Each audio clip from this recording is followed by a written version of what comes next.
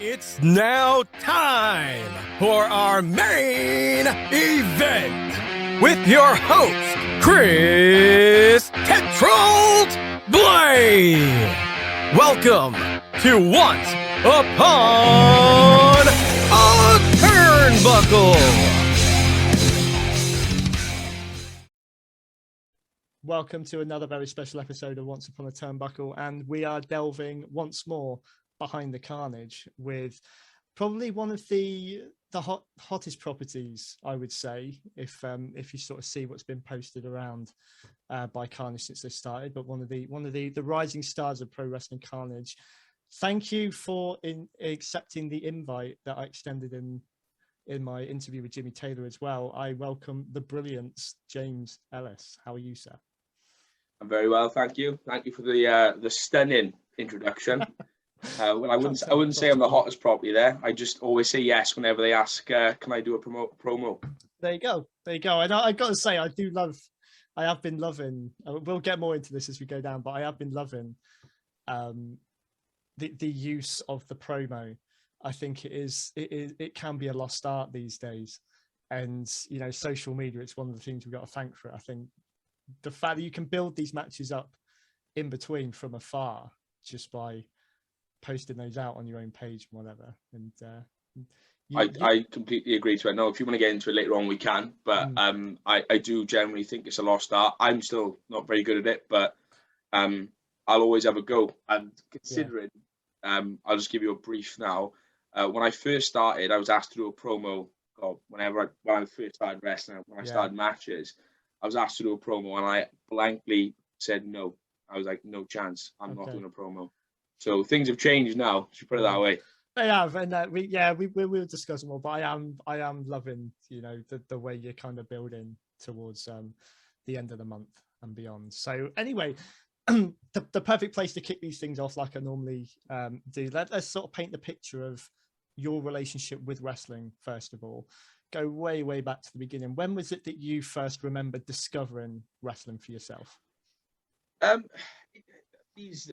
I'll say in advance because I have listened to Jimmy Taylor's podcast with yourself, and there's actually a lot of similarities, worryingly enough, between our starts. But I think what was unique to mine was I actually had wrestlers first. I didn't know about wrestling.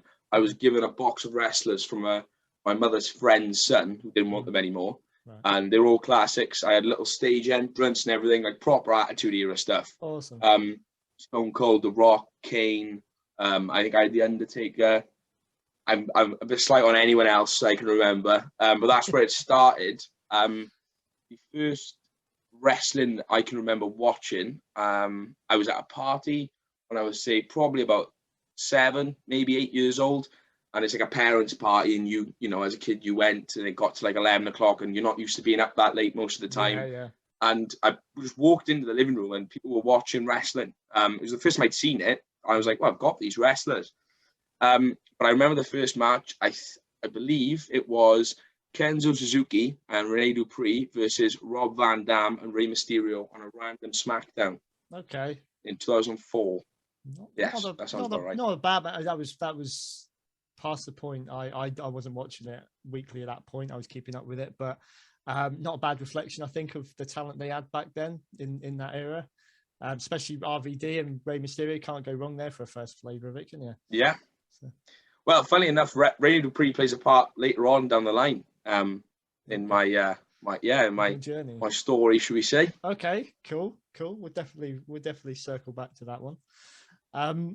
So, was there a particular, early on, was there someone in particular that drew you into it, or a particular match or anything that sort of hooked you in? Then you realised that you couldn't sort of let this go. Not when I was younger.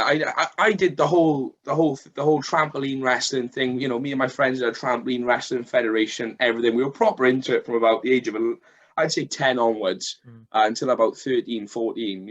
I used to probably be into it. But funny enough, I actually preferred TNA to WWE when I was getting older. I was about 10. I was watching, because you could watch it for free. We didn't have Sky Sports wherever. We didn't have Sky Sports in my house, so whenever I go to my nan's, this sounds like a proper old school wrestling story. Whenever I go to my nan's, I was obviously allowed to stay up till whatever time, and TNA was always on. I think it was Bravo in the UK. Bravo Challenge, That sort of that it was there. I was Spike or whatever. Yeah. And it was free, so I used to stay up. I'd watch because the pay-per-views would be free on there as well. So I'd watch Impact and I'd watch the pay-per-views. But this is when Kurt Angle was there, Samoa Joe, AJ Styles, Christian for a little bit. Mm-hmm. So I preferred TNA to WWE at that point. Okay. And you know, as you do, you get older.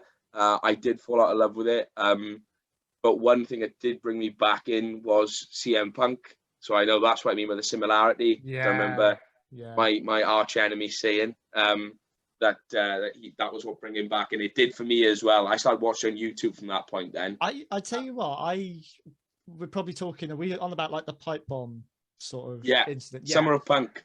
That's it. So that was like 2011, 2012, I think. So we're probably about 10 years at least, if not more, past when I stopped watching it regularly.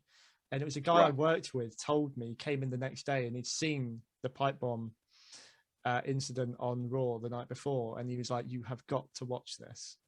And I'll tell you what, that was probably, I've kind of, dipped in and out of it since then. But CM Punk is probably the one reason why I've gone back to YouTube. To watch his promos, not necessarily his in-ring stuff. I mean, it's brilliant, but it's his promos. I don't think you can get much better than him from his point on. Everything he said felt real, no matter if it was storyline or not. It didn't feel like it was written for him. It felt like they said, you go out there and speak, say whatever you want. And in some cases, I think it was a work shoot, so it was definitely him going out and giving his real feelings. Yeah. But at the same time, by doing that, it got people interested in the product again. And I was in and out then until about, I'd say probably 2015. I was just YouTube and stuff. I never took time to watch Raw. I still don't, to be fair. I don't think I've ever watched. I don't think I watched a full episode of Raw or SmackDown since I was about 14, 15. I used to watch SmackDown on Fridays, so we did have Sky Sports then. I never watched Raw because it was always during school or after school, and I usually did stuff after school, whereas Fridays, all I was looking forward to was football on the Saturday, so I used to stay up and watch SmackDown. But I actually actively started watching it properly, or going back, should we say. I did well in a uni course. I had a good result in one of my assignments, and I went, do you know what? The network was out at the time, and obviously living in halls, we didn't have regular TV. So I'm going to reward myself with a network, and that's really what started it properly again. So I could watch stuff like the DVDs I used to, and like my it's a weird one, but one of my favorite pay-per-views, because it's reminiscent with me first watching wrestling properly, is Backlash 2003. And that's I'd still go back and watch it today. Now I think I did a couple of weeks ago. Wow. And I just started watching back all the old stuff. I prefer the old stuff to today, but it was just nice having that access to it, and that's what really got the ball rolling with like a real enjoyment of. I'm not just doing this because I want to now. Watch it because I want to. I would like to actually try it as well. Okay. As we all grew up as fans, we kind of all wanted to do it. A few of us may have thought we could do it. In my head, I could. Physically, I don't think I ever could. So what was then the next step with you deciding you wanted to get in the ring yourself, like seriously, to start having a go? It's hard. I don't know when the actual light bulb moment happened, but I said I definitely wanted to try it. But my view was always I wanted to finish university first, so I knew I wasn't going to do anything until I was after 20 at least, or 21. And I went to watch a show in my local area in Talbot. I'm going to say the July of when I finished uni, so I graduated that month as well. I went to watch a local show in Talbot, and I'll be honest with you, I absolutely hated it. Oh, right, okay. I did despise it. It wasn't for me at all. And this is what I mean by Rene Dupree. I had to look around with different companies and training schools in Wales, because I started seeing more things popping up around Welsh wrestlers and Welsh wrestling. The first school I contacted was Welsh Wrestling. and they were closing their school down 2 weeks after I'd emailed. Right. That was a no-go. I actually emailed Flash Morgan Webster as well on his booking email, because he was someone who just popped up my Twitter and I ended up following him. Okay. And to be fair to him, he gave me I said, look, I'm sorry, it's your booking email. I just want to find out about training in Wales. And he gave me a full list of things that Dragon Pro did, and literally down to prices and like what you needed to do, etc. Okay. And I was like, great, okay. It was a little bit expensive for me at the time. And then I saw that there was somebody in Talbot, that where I'm from, that was actually had a training school. My only bit of advice to any upcoming wrestler or someone who wants to try it is don't go for the cheapest option, because sometimes you won't get the best training. You get what you pay for. Not that it didn't give me the fundamentals, I'm not, because it gave me, if it wasn't for that promotion and that training school, I wouldn't have had an opportunity to get in the ring, probably way too early, very much learning on the fly in the ring. But they gave me a chance when probably if I trained other places, yes, I'd overall be a lot better at everything. Right. But I wouldn't have had the chance to work with more experienced people and get, trial by fire sort of thing. Just kind of like there now. Got your foot in the door almost, and sort of led to it did. And a lot of people who have wrestled or who saw me at those shows probably thought I was absolutely awful. And I've seen me since and hopefully think, oh, he's improved a little bit now. So I'm quite humble when it comes to stuff like that. So I started training there, but the reason why is I went to watch their show. I didn't like it. And about 5 months later, they had Rene Dupree on the show, in my local area. And I was like, I've got to watch this. I want to go and see Rene Dupree, obviously I'd seen on SmackDown in my local area. Yeah. So, after that, I decided I'd probably give it a go over here and see what it was like. And if I didn't like it, then I move. But a lot, things happen. I was in the ring with him 5 months, so I kind of felt committed to stay. Sure. And, before COVID hit, I was probably just every month ticking over. Right. It wasn't like I wasn't improving very much. I was always focusing on, because it was monthly shows. It was always like, right, who am I facing this month? What can I improve on before then? It probably wasn't sustainable. I wasn't going to get any better. So I take COVID as a bit of a blessing, because it gave me a chance to actually refocus on what I wanted from wrestling. Yeah, that's cool. So COVID obviously ruined a lot of people's momentum, as it were, especially, if you just got started. So how did you keep yourself focused? Obviously you said about sort of, refocusing your mind and sort of, what you can improve on and what you want to get out of it. And that physically, what were you able to do to keep yourself ready to go back in the ring when the doors? Well, funnily enough, the lockdown didn't do me any favors. The first one, I put on about 2 stone. I didn't look like a wrestler before, anyways. I looked very very basic gear. I just wasn't really in shape. I've always gymmed, from the age of 16 onwards. I've always in and out of the gym, but I really started to focus on it from about 22. I don't think I just obviously locked down. I was like, oh well, I'll just chill out. I drank a lot of beer in the house. I enjoyed the summer we had in April. Yeah. I had a comeback match for that promotion. We were just filmed in front of just for YouTube. I looked at myself and I was like, oh, you need to get in some shape here. I look ridiculous. Right. I just being shorter than probably the average wrestler, it really stood out. And this was this period of time when I realized that I even without training, I could still do a basic match, but I wasn't going to get any better. So I decided to leave there with the intention of I wanted to go and train in different places and get different principles and different methods, and overall improve, because I just felt like I was just spinning wheels already, and I didn't want to do that. It's because wrestling is something as such interests me. I want to get better at it. It's the same with when I was in school. If I was interested in the subject, I wanted to get better at it. So I've been to a lot of different seminars and a few training schools since then around the Wales area. And overall, I do feel like I'm nowhere near as good as I want to be, but I feel a lot more confident and a lot better at doing the basics and match prep, etc. Sure. I've just been enjoying it the last 6 months really since lockdown has been eased. And then then come out of it, and yeah, I kind of the real reason I needed to change was my diet wasn't very good at all.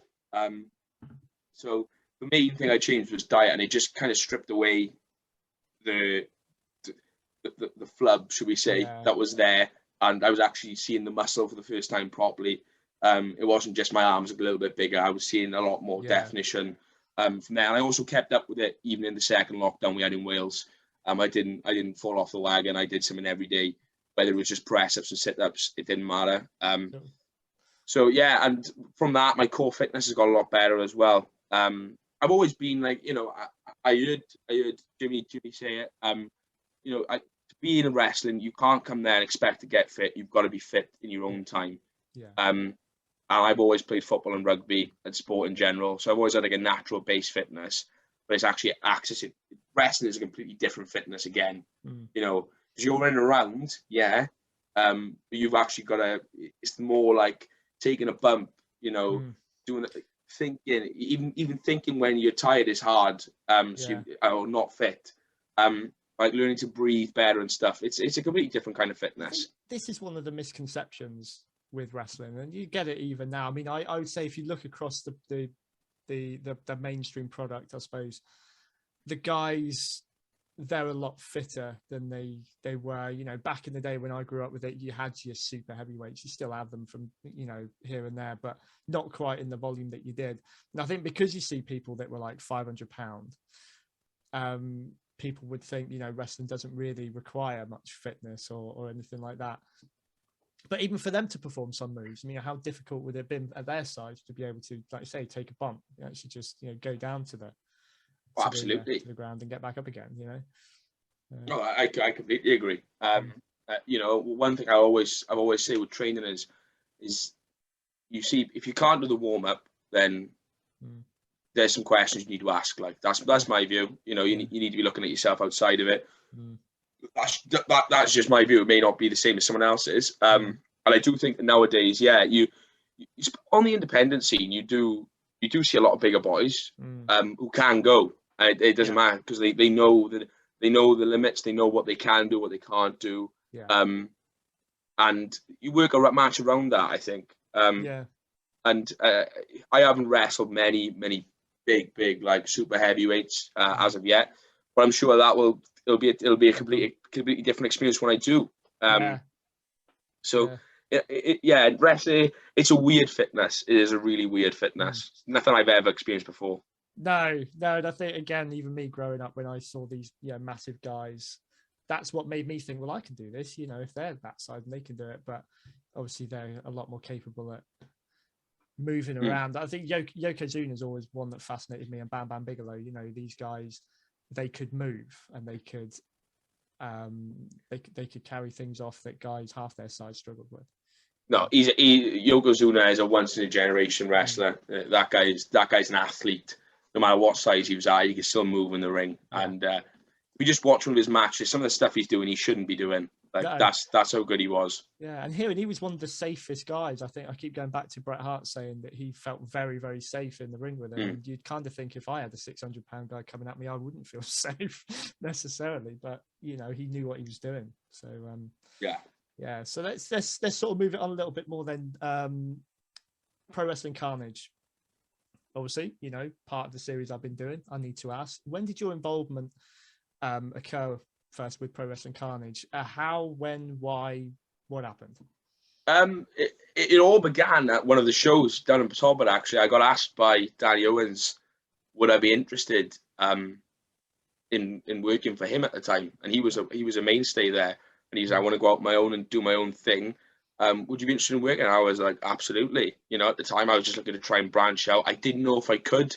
So probably playing a part into me leaving the training school and the promotion was because I wanted to branch out and work for different people, because you knew if you were working in different places, you get to face new talent, more experienced people who would then make you better. And I wanted to try that and work different places as well. So I was all for it. I didn't realize he was going to announce me first. I'm not going to lie. That's got to be quite cool, you know. It was very cool. I wish I had better promo pictures back then and looked a lot different, but it was pretty cool. And it got a bit of a buzz going. A lot of my friends who don't like wrestling or never really interested in it decided to take a little bit of interest in what I was doing, which helped their product as well, because they had a bit of a, not following as such, but they had a lot more, probably people who wouldn't have been liking their social media now were. Yeah. So yeah, and then it's just gone from there, strength to strength. You know, I'm one of those. I decided that when I left there, and came here. Not only did I want to work for different people, but I was going to put my all into helping develop this product, because they put me through first as the as the first sign in. Yeah. You know, anything asked of me, whether it came to promos. Number one, I wanted to get better at them, but promos, for example, or promoting stuff, helping out anything they needed, I was all for it, because I did feel this sort of thing on my back that I was like, well, he's put faith in me. I need to repay that faith now. Yeah. So you know, it's nice to have for a home promotion, and also it's nice to know that if someone else asked me to go and work somewhere, I wouldn't have to jump through a lot of hoops to do it. Yeah. You know, there's no, but you can't. I've never been told you can't do this. Do you know what I mean? Yeah. Yeah. And if I say so myself, I think we had an excellent first show. I was going to say, yeah. I mean, the buzz. I was going to ask, what's the buzz around you guys involved in Karnage at the moment? Yes, you've only had one show. The second one's coming up. I mean, already it feels like, I've been following it since really Caiman first mentioned it. Yeah. And obviously wasn't there to see it live or whatever, but even I've got that excitement. It kind of feels like a promotion that is further down the line than just their first or second show. You know, what's it feeling like for you that are involved in it at the minute? Excited. It's the only word I can use. Brilliant as well. You know, pun intended. The fact that, in my mind, what they did was they took the good aspects of different promotions they'd seen or worked for, and eliminated the bad aspects, and actually it did come off. Like the first show is sold out. The build was hard because you announce a promotion a year before your actual first show, because of COVID and everything. It was a long build, and was it going to actually come off? And it did, in my mind. It did. That the first show delivered on what it said it was going to do. There was something for everyone. I think, you know, you had very character-based matches. You had a wrestling match. You had someone who used to work for the WWE on the show. You had a comedy match. You probably had a little bit of a mix. You had a rumble, and you had a good feel at the end of it as well, for everyone who'd come. And I think it led well into the second show, and you know, that sold out as well. We have a third show that we want to promote for No Regrets, and that's Return to the Talbot for a couple of us on that show as well. So it's an exciting time, and it has helped launch a few people, you know, and get a few names probably out there that wouldn't have been out there. I certainly feel like it's helped me develop as a talent, an understanding of the business, and you know, I've had appearances for different companies since because of it, most probably. Cool. There you go. And it's a lot like going back to, you know, repaying their faith in you. You know, in a sense, you know, you build your name through Pro Wrestling Karnage even more. You know, you'll always have that link to them, you know, wherever you go. And that was the idea as well. It wasn't. They weren't looking to be the biggest promotion in Wales. They were looking to, number one, develop talent who are younger and give people opportunities, but also bring a feel and an atmosphere that's completely different to what you'd see on the scene. And you know, fingers crossed that we continue to do that.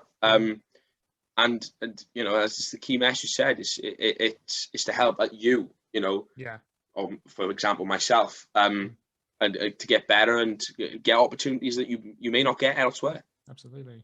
So before we talk about Karnage From The Krypt, which obviously, you know, is a big night for you for more than one reason, we'll touch on the first mutation, because I've heard another interview that you've done prior to that, where I think you referenced Sam Parker as one of the guys that you wanted to work with, that you hadn't had an opportunity to work with, and you got to face him at the first mutation.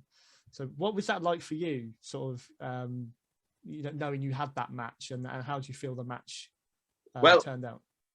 Because of a certain wrestler, should we put it, who tried to ruin my parade beforehand by getting himself booked at the show. I did mention Sam as someone who I'd not worked with, but I trained with before, and I wanted to test myself against him, and it didn't disappoint. He was superb to work. Very tough challenge, and luckily, the one thing about James Ellis and the Brilliance is I will do absolutely anything to win. It doesn't matter. And it came off for me, luckily. But I gave myself that challenge because I took Jimmy Taylor out before the show. So I gave myself the biggest challenge of the night, most probably, apart from the Battle Royal, which I was sadly cheated out of, because I didn't know who my opponent was actually going to be. But it was an absolute pleasure, in all honesty. A tough challenge and a great opponent for the first show. I don't think I could have asked for a better one, if I'm honest. Okay, so you touched on, there we go, so the incident with superstar Jimmy Taylor. Obviously, I've spoken to him in the last episode, so he you two are going to meet at the end of the month at Karnage From The Krypt. His first match under the Karnage banner, largely thanks to you. Taking not largely, it's all thanks to me. All thanks to you. So what happened there and why? Firstly, I've got to ask. I met Jimmy Taylor about 1.5 years ago. He started training down in Talbot due to lack of facilities, should we say. And I was on my way to leaving there, but we carried on. We started training together. I didn't mind the guy, but I personally don't think he was on the level of the Brilliance. And what I noticed was wherever I was going, he seemed to follow. Right. There was a pattern being I could see a road being paved for him to try to steal my limelight at the first mutation. Okay. And when they announced that show, I'd seen his little training videos getting ready for the Rumble. When they announced the show, they announced the Battle Royal, I understood maybe, okay, he was going to be there. But then when they announced me versus him, that wasn't happening because I didn't think he'd earned the right or the opportunity after all the hard work I'd been putting in over the months and the period before. He's a good talent. I'm not going to dissuade that. I wouldn't have aimed to take him out for the Battle Royal if I didn't think he would have been a threat. I was just about to ask that actually. What was the reason behind it that you saw him as a threat and he was better off out of it? Or I didn't want to go one-on-one with him because I didn't think he'd earned the opportunity. But at the same time, I knew by taking him out, he would be out the Rumble and be one less person for me to eliminate. And he took it to heart. To be fair to him, it was his fault. He was training around the same time in the same area as I was. But the things he said in his interview with Kai Sandbrook after, I did, number one, chuckle at some of it, but number two, I thought this guy is not going to go away until I've beaten him 1, 2, 3 in the middle of the ring. And as I told you earlier, I will do anything to win. So October 30th, Jimmy Taylor was going to see a side of James Ellis that everyone got to see on August 28th. Is someone who will do anything to win. Okay. So it's evened up nicely. Karnage From The Krypt is going to be a good show. It's going to be even better when I beat Jimmy Taylor and then I win the Outbreak title later in the evening as well. That's it. So it's a massive, massive show. I mean, you could compare it, I suppose, to, for me anyway, Royal Rumble 92, when you had the guys in the Royal Rumble vying for, winning the world title. Then you had Roddy Piper earlier on this show where he got a shot at the IC title and then the world title. It was quite a special occasion. Are you kind of feeling that it's a big challenge, performing twice and having a title there for you, or are you feeling quite confident? Quietly confident is always my mantra. I'm a loud person in terms of I will tell you when I want to win or when I've won, you'll know. But at the same time, there's always a plan behind everything I do. I don't go into things blind. So I know who I'm going to be facing and I know who will be the real threats in that Rumble. working twice is always hard. You always think you want to get your match done, get the victory, get the payday, and leave. But I know I'll have to hang around after and get ready for a second match after the match for Jimmy Taylor. So it's going to be something I'm prepared for, but at the same time, it'll always be a challenge because you never know what will happen. And that's the good thing. I like the idea, especially with companies these days. A lot of people chuck battle royals on for the sake of them, to get everyone in the match, to get everyone in a match. I think a lot of companies that I've seen so far since we've come back from COVID, who are now regularly running shows, if there's a battle royal or rumble, there's a reason for it, which I like. I like there's something to fight for. Yeah. It's not just a case of sending the fans home happy with a rumble. So yeah, that's what I enjoy, anyways. What's your take on the Outbreak Championship? What would it mean to you, sort of, if you were to walk away with the belt? What doors could it open up for you? Any championship is an honor to fight for, I think. If you're put in that position where, regarding, I know it's a rumble, but obviously it's not a singles title or a gimmick match for it.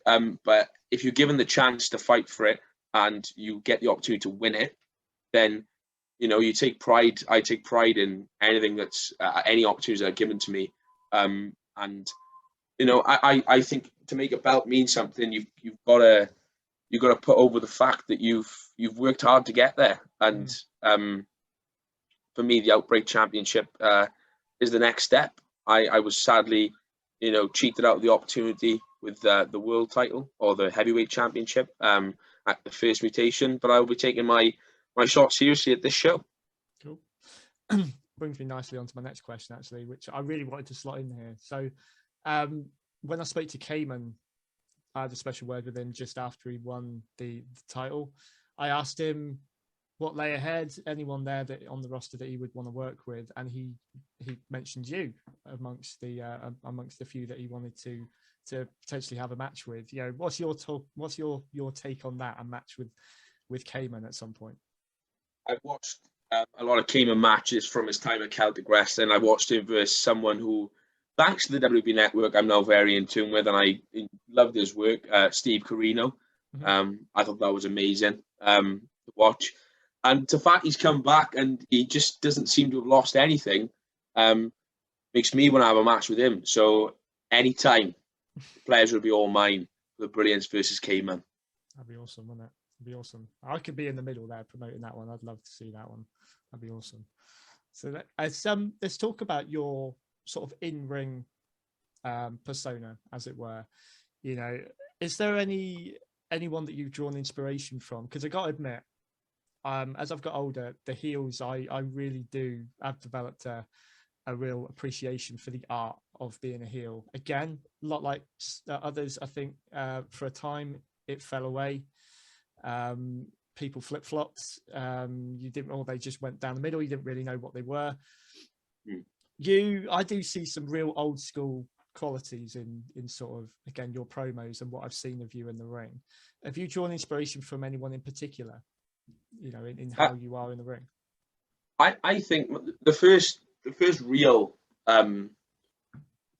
thing I took from characters from, like, say 2000 probably until 2005, 2006 is a lot of people committed to the character no matter what they were doing. As in, if they were a good guy or a bad guy, people committed to that fact. Now, I know in the last probably 10 years, heels have become cool. You want to cheer for them no matter what they do. Yeah. But I think it's an art form now to try and get people to boo you. They say being a heel is easier. It's not, because a lot of times, a lot of stuff you do, people want to do. It's the Steve Austin factor. Steve Austin was the most over babyface for doing what he wanted. Yeah. Probably wasn't a good guy, to be honest with you, but at the same time, people weren't going to boo him. 10 years earlier, you would have got booed out of the building for the stuff he was doing and saying, and then all of a sudden he's getting the biggest cheers around for it. It's the change in attitude, which is still relevant today, I think. But I know that if I wasn't given like the opportunity to be who I wanted to be, whether it's to go out there and to be a good guy or a bad guy, if I wasn't given the chance to be James Ellis, the Brilliance, the marquee signing, then you clearly notice it when I was out there. I really enjoyed the last 5-6 months. The comeback to wrestling this year is probably just about getting some more experience in the ring. Next year is like plans to give it a good go and try and get over to England a lot more, and maybe work around Wales a bit more as well. But it's more like I've been given the chance to just do what I wanted to and see if it's a sink or swim. If I sunk, what are we going to do? But if I swim, then, or if the fans react to it, then we're doing something right, and I'm getting to enjoy doing it as well. I came up with the character in uni. I don't know why, don't know when, but it was always stuck in my brain when I first started, because I was told about 4 or 5 weeks in, when time comes, you're going to need to have something ready. Yeah. And I wasn't allowed. I wish I'd been able to be a face for longer, purely for experience and getting better and working with more experienced people. Yeah. But you could tell when I just went out there, I just wasn't really committed to what I was doing. I wasn't really enjoying it because it wasn't me. Right. I think at some point you will see me as a face with the same sort of character. But for now, the difference has been that everything I do, I want to do, and I enjoy doing it. And it's nice to hear feedback of people on what I could do better and what doesn't work, what does work. It's all learning. And I just think I want to ask questions. I've always been like that. I just want to ask what's good. Sit under the learning tree. A big saying in, like, when you're training wrestling is shut that, open them. Yeah. And that's what I try to do, as choppy as I can be. I do try to listen as much and ask questions, and just sort of, people probably don't realize they're giving me advice, but they are. Yeah. It's all being taken on. Sure. Who's the of everyone that you've worked around? I mean, whether you've been in the ring with them or just literally been around them at a show or whatever, who are the ones that you've really learned most from, do you reckon? I asked a lot of questions to Blanche and Danny about certain things, and over lockdown, I can't tell you how many calls we had just on Skype because we had nothing else to do, and it was just basically a learning lesson about character work, little things in the ring. I had a really good chat with Joel Redman after the first show, because he was kind enough to watch my match and give me some feedback on what worked and what didn't. That was pretty awesome. Yeah. Martin Grant, who works around Wales a lot as the tag team High and Mighty, he's another one who's given me a lot of advice over the last year on things that work, things that don't work, what to try and what not to try. So yeah, there are a couple. There's been plenty of people. I ask a lot of people for advice, so I probably missed a few out, and I do apologise, but they'll know that I've asked them, so they'll know I'm going on about them when it comes to things like this. Cool. I suppose you can't really help yourself, can you, when you're around guys who have that, that level of experience, or even just a little bit more than you. You just soak it up while you can. And definitely. One day it'll be someone coming to you asking for that. So I won't be for a while, I'll tell you that. It's James. This has been fantastic, mate, speaking to you. Thanks so much for your time. I've got a few sort of my favourite questions that I like to finish off with that I'll throw your way. Just to kind of get a little bit more of a feel for who you are, maybe from a fan point of view, really, because I love it when I get to speak to guys who are involved in the industry, but they're still fans at heart. It's the reason why I started this, to be fair. Yeah. So, I mean, the obvious one at the moment, again, which side of the fence are you, WWE or AEW? Tough question, but I'm probably a WWE man at heart now, so WWE for me. Even though CM Punk is one of my favourites, and he's on the other side, and Chris Jericho, actually. Chris Jericho is probably my favourite wrestler of all time. Okay, cool. Yeah, that's cool probably wrecked another question, I bet now, but I do apologise. No, you haven't actually. No, all good. That's one that I never really slot in there, because sometimes it does come up as you go along. But I wasn't sure about him when AEW launched. I sort of look at him and I think, visibly, you look like you should be past this now. But he's still, he may slow down a bit. But I think he's very smart the way he works now. You don't see him doing a lion salt every match, but then for a big match, I can't remember the last one he had. I think it was MJF. He did a runner off the top rope. and it's just things you don't see. It's the same with like AJ Styles these days. He says, I can still do everything I used to do. I just don't need to do it all the time. Yeah, that's it. What's the point? Yeah. Where you'd see it 3 times in a match back in 2007, you will see it once every 3 months now. And you kind of, there comes a point when you're doing too much or too often in a match. You know, even if it's two guys doing the same stuff. I've again said this before when I've watched certain matches from the last sort of 5 years or so. It's just, it looks like a bit of a dance. I think you still need to believe that there needs to be an element of realness to it. Yeah. I was talking about this the other day actually, because I like doing certain things that are probably very wrestly, very like gimmicky, and you know, you see that in every match. But I think sometimes it works. But at the same time, you do need to make it look like a fight. You know, it can't be too choreographed or. People will be able to tell who never watched wrestling. They're talking to each other or something like that. I don't want to go into the inner workings of wrestling because I personally think stuff like that should be kept to within a training school. You know, but yeah, it's got to look like a fight. So there are certain things I take from watching wrestling. Like Kurt Angle's a prime example of making it look real, but at the same time safe as 10 bears. Yeah, and I think knowing his background as well, you know, the guy's won the Olympic medal for it before he even got into the professional side. So, you know, he's got the pedigree almost, you know, of how, not to say how to do it properly, because it is different, but he's just got that more rounded knowledge, I think, of certain aspects of it. And I always want to suspend my belief while I'm watching wrestling. You know, I got told when I was 10 years old that it wasn't real. Been trying to convince myself so much since then that it is. So, you know. Okay, so let me tell you, certain aspects of it are. Oh yeah, absolutely. I keep saying because since I started this up, you know, people have, you know, not mocked me, but they weren't aware of my history with loving wrestling and everything. Yeah, they start saying it's fake and whatever. The risks are real. And I went to a show last week, and you can hear that a lot of this stuff is real. You know, just the guys can take it. Touch wood, I've been hurt yet, or nothing bad. So, but there are definitely risks, and you do every time you cross that you're putting your body at risk. So it's always my thing to be as safe as possible, no matter what. If you're not confident doing something, don't do it. Yeah, exactly. Best advice you can give anyone, I think, probably who's looking to go into this as well. You know, from day one. So, as a fan, so this is a bit of a two-pronged question. Your favorite match as a fan and as a performer. So one that you've had that really sort of rates up there, but then one as a fan that you can always go back to. It's your go-to. Right. So one more. God. I think it's hard not to say Kurt Angle and Shawn Michaels at WrestleMania 21 is one of my favorite matches I've ever watched. For a wrestling standpoint, as a fan,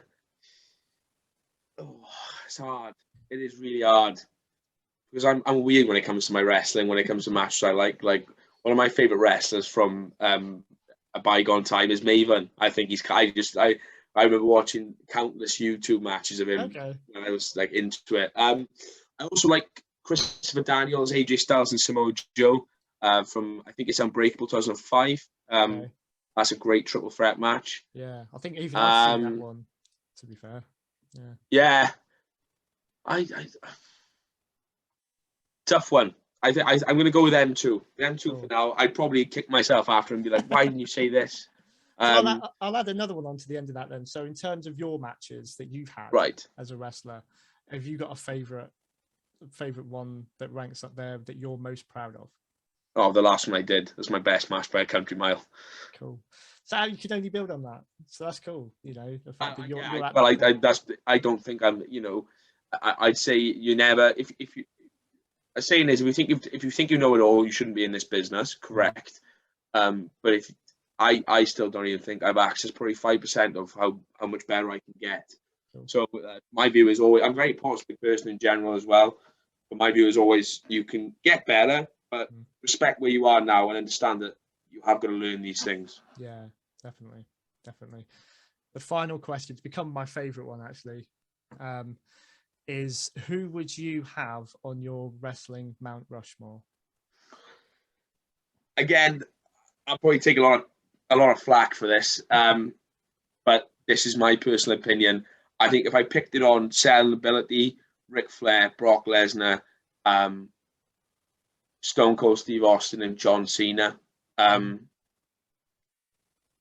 my personal one would be Edge, Kurt Angle, CM Punk, and Christian. Okay. That's cool. That sounds like a tag match that probably should have happened if it hasn't already happened somewhere. Definitely. I would pay to watch that. That's brilliant. No, I'm always intrigued. I love this. I never thought about it until like a couple of years ago, who would be on mine. And I've only done one show where I've actually discussed, I had a bit of a different spin on it. I don't think I've ever discussed my personal one either. And I don't think I could think of it on the spot like I'm asking you guys to. So, you know. There's two. I think there's like I said, I do think there is a definite Mount Rushmore of people who sell tickets. Yeah. But there is also, you've got to have your personal ones because Ric Flair is probably the best wrestler in the world. But from what I've grown up watching, I prefer the people I've listed, and that's not even like I love AJ Styles. I think he's class. Mm-hmm. I love Steve Corino's work. That's completely different. Yeah. And there's a lot of different like niche wrestlers who I enjoy watching. Yeah. Pardon me. Trying to narrow him down to 4, it's a bit cruel, really, isn't it? But it's you're very influenced by who you grew up with. Exactly, Ric Flair. I think whilst Ric Flair and Hulk Hogan, I've always thought should be on mine, but I don't think either of them would be because they don't mean a lot to my link to it. To wrestling as a whole. Shawn Michaels and Bret Hart would definitely be up there. Yeah, Shawn Michaels and Bret Hart don't even come into my conversation, my personal one, because I watch a lot of Shawn Michaels. Like, Triple H is another one as well. I think it's class. He should probably make it over maybe Christian, but that's just probably because I look a little bit like him. We could end up having like 10 different versions of this if we sat down long enough.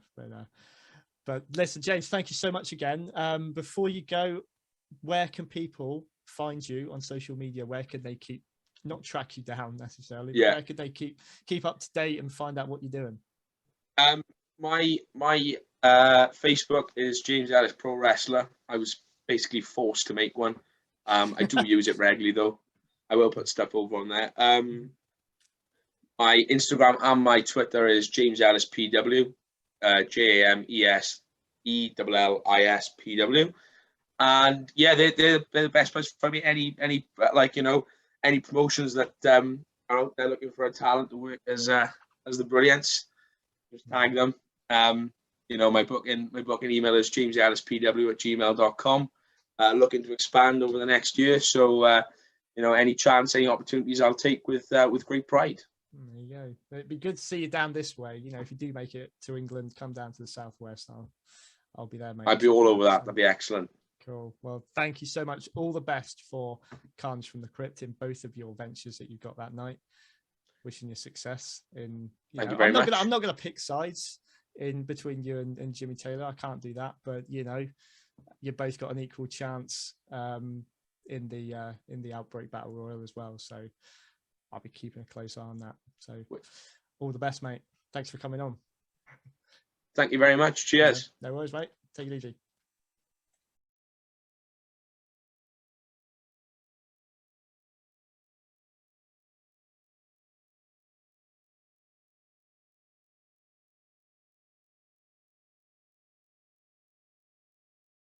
If you enjoyed this episode, please take a moment to like, share, and hit the subscribe button. Also follow us on Facebook and Instagram at Once Upon the Turnbuckle to keep updated about all future shows.